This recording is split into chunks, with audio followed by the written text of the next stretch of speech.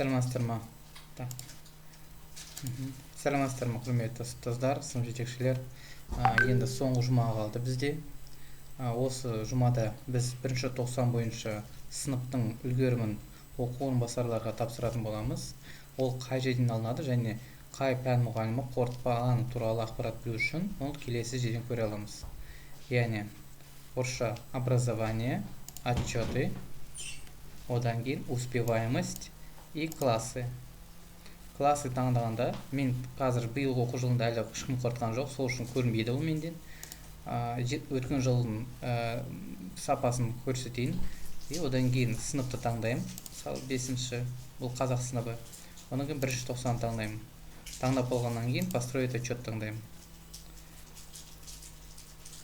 Міне, бұл жерде ең бірінші назар аудару, бұл жерде тек қана 1-90-да қорытылатын пәндер ғана тұру керек. Байқасаңыздар, барлық оқушыда бағалар тұр. Егер де бір оқушыда, бір пәнде немесе топқа қосылмай қалған оқушы болса, ода бос тұрады, сонда сізде астыңғы тұрған отчет көрінбейді. Егер астындағы тұрған отчет көрінбесе, яғни бір пән мұғалімі не журналға баға қойылмады деген сөз. Сол ұстазға жекесіне жазып шығып, жаңағы бағасын қойсын.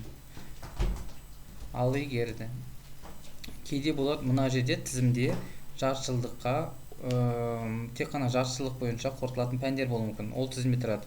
Оны алып тастауымыз керек. Ол қалай орындалады? Оны кіреміз журнал, мысалы айтсақ, 5-ші сынып, мысалы информатика. Информатика әрдайымда ол жартыжылдыққа қорытылады.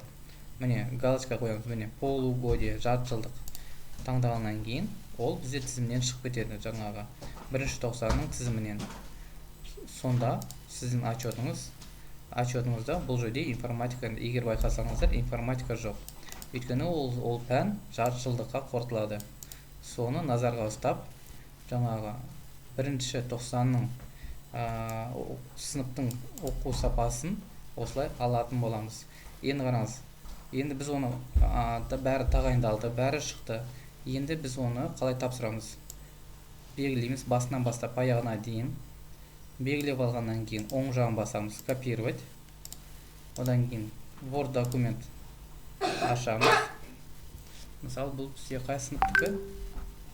Жаңа бұл бізде 5-ші Г дедік, 5-ші Г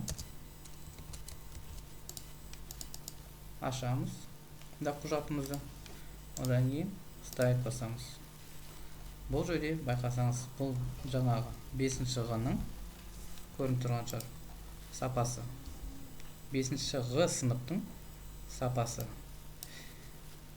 Яғни бұл жерде жаңағы кішкене ұяштар бойынша өзгеріс жасауымыз керек, өйткені сыймай жатыр. Кішірейту керек, азайту керек. Жаңағы бәрін кішірейтіп азайтқаннан кейін ол бізге бір бетке сиятын болады.